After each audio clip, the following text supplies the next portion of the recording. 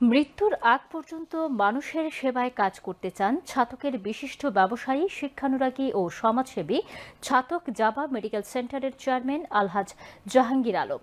তিনি আসন্ন ত্রয়োদশ জাতীয় সংসদ নির্বাচনে সুনামগঞ্জ-৫ ছাতক দোয়ারা বাজার আসন থেকে স্বতন্ত্র প্রার্থী হিসেবে প্রচারণাকালে এই অভিমত ব্যক্ত করেন।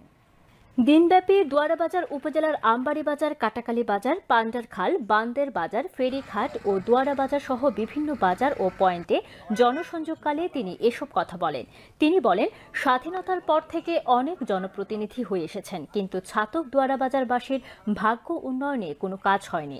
ছাতক দোয়ারার প্রতিটি রাস্তাঘাটের বেহাল দশা, শিক্ষা, স্বাস্থ্য, কৃষি ও যোগাযোগ সহ প্রতিটি ক্ষেত্রে আমূল পরিবর্তন করে ছাতক দোয়ারাবাজারবাসীর ভাগ্য উন্নয়নে কাজ করতে হবে।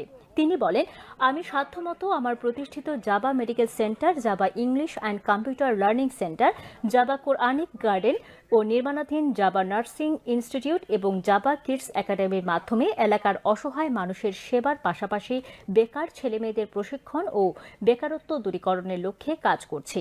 আগামী জাতীয় সংসদ নির্বাচনে স্বতন্ত্র প্রার্থী হিসেবে নির্বাচনের প্রতিদ্বন্দ্বিতা করতে দেশ বিদেশের সকলের সহযোগিতা ও দোয়া কামনা করেন।